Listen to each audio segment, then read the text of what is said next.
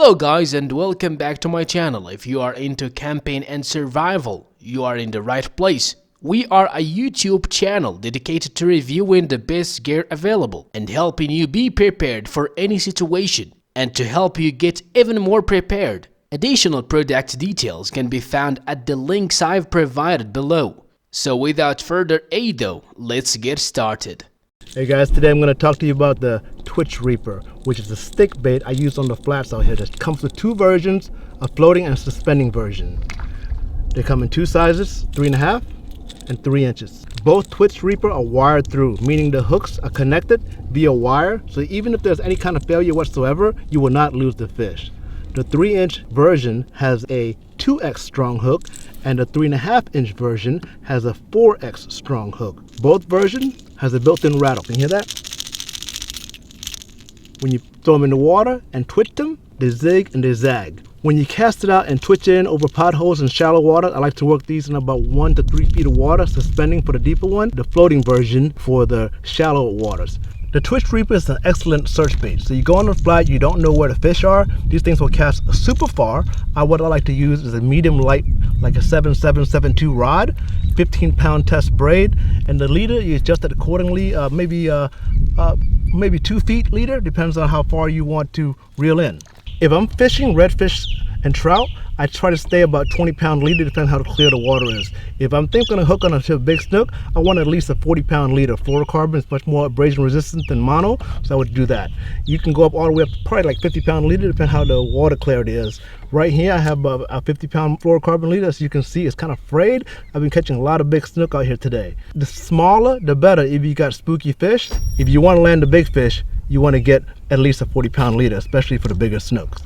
I like to use a medium light rod for the simple reason you cast these small lightweight lures very far, and the action of these things is moderate. It's not a super fast rod. Snook, redfish, and trout, they don't have super hard mouths like bass, so you don't need to set the hook super hard. Just think and you're in, especially with these small sharp hooks. The softer the rod action, the more you will land fish as well, because you don't have to react so fast to the fish's movement. When they go under the boat, where they jump and stuff like that, the rod is much more forgiving. Have a much better landing ratio. It's going to be launched in September of 2015. That's when you'll be able to find it at your local retailer. Let's take a little look at the rod. Starting with the blank, that's really the heart of the rod.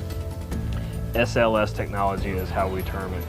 So that's spiral wrapped carbon on top of longitudinal fiberglass and carbon. So there's an inner and outer spiral wrap on these rods.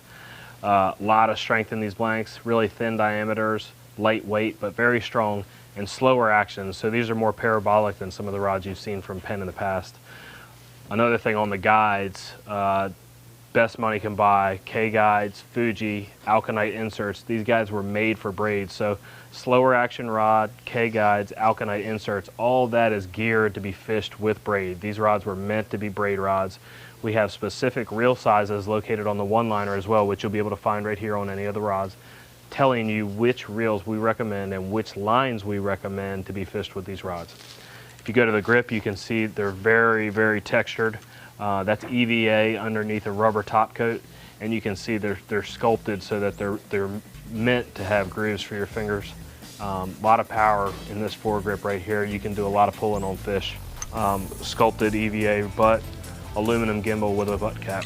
When we come down here to the reel seat, you can see it's machined aluminum. This is a pack bay model here. We use this on most of the series on some of the lighter rods, especially the conventional jigging rods. We go with a Fuji nylon reel seat. We offer 12 SKUs in the boat series. We go all the way up to a popping rod, a 7.5 foot popping rod rated 40 to 80 pound, and then all your standard ratings in between. We also offer 6 jigging SKUs, 3 conventional, 3 spinning. Again, available September 2015. Check them out. Specific series. It's become St. Croix's fastest selling series in its category. In Mojo Bass, we feature our SC2 graphite, which we use in more than any other models with St. Croix. But what's really cool about Mojo and SC2 is we started to build some really cool tips like extra fast and moderate deflections, things that really are dialed into the bass market. We also use an S-glass in Mojo Glass. For example, this rod I'm holding is brand new for 2013. It's a target crankbait rod for square bills like in shallow laydowns and so forth. It loads up perfectly. You get that wet sock type hit where you hook the fish nice and deep, but it's super, super accurate and a little bit shorter than our 7.4 we had last year. So the series is really dialed in with 17 models. You got one of any rod you want to choose from.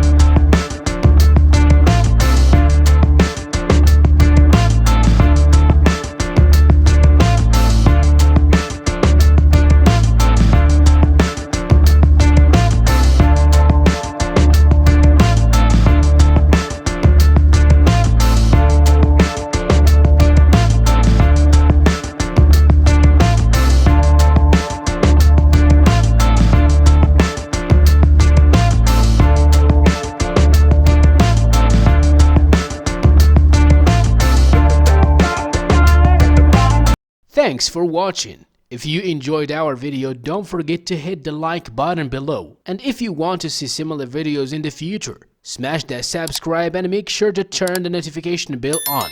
For now, that's all I've got. And in all that you do, we want to help you beat yesterday.